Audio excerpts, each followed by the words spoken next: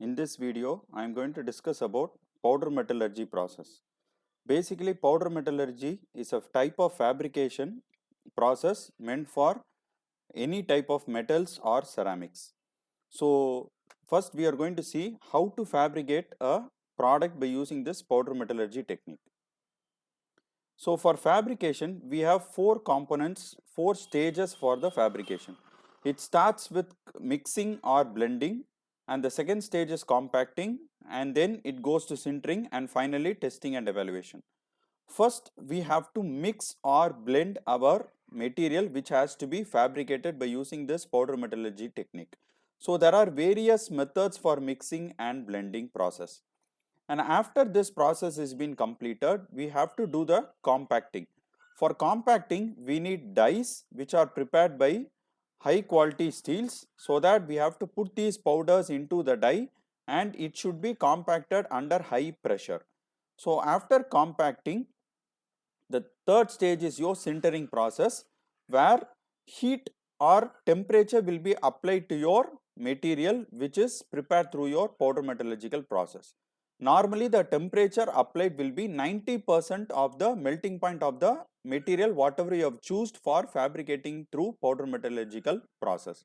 So if you take aluminium and if its melting temperature is around 650 degree, 90% of that temperature should be maintained for doing this sintering process. So finally you will get the complete compact specimen by powder metallurgical process. And finally we have to do the testing and evaluation. So we have to check what is the property and whether all the particles are being evenly bombarded with each other. Is there any pores or voids, and how is the density of the product? Everything has to be analyzed.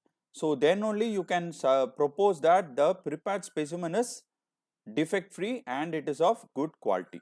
So these are all the stages of preparation of a product by using a powder metallurgical process.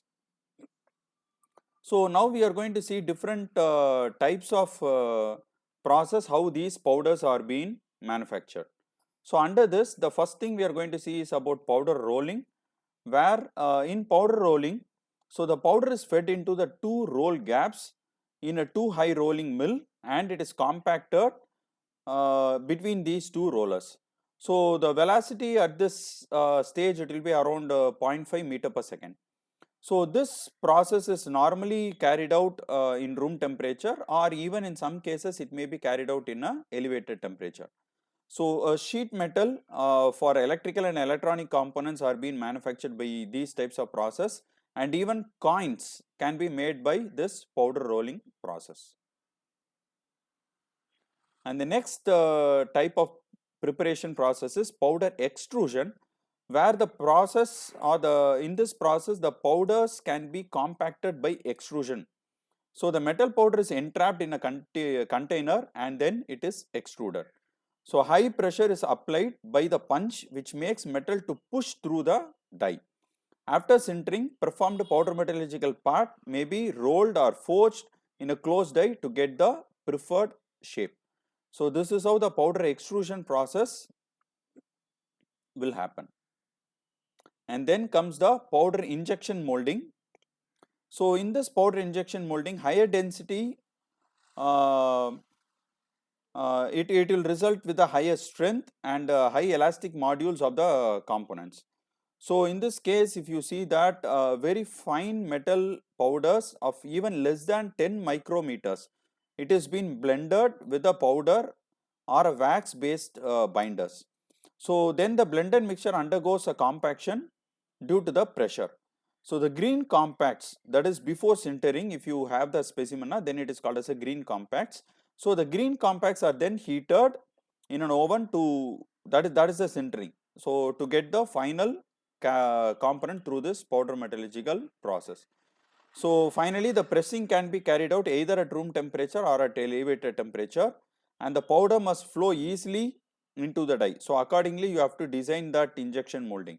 So normally screws will be there inside the cylinder where the powders will be entering into the screws, and when the screw is rotating, the powders will be easily transmitted into the die. So by using this process, any different shapes or very close packing of materials can be achieved. So this is the biggest advantage of using powder injection molding process. So normally in this case the pressure will be very high, around 70 megapascals to around 800 megapascal.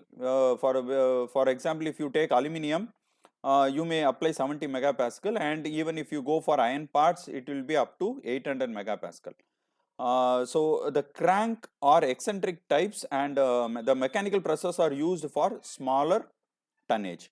So normally hydraulic process of about 450 meganewtons are employed for very large components. So these are all the components which can be produced by using this powder injection molding process.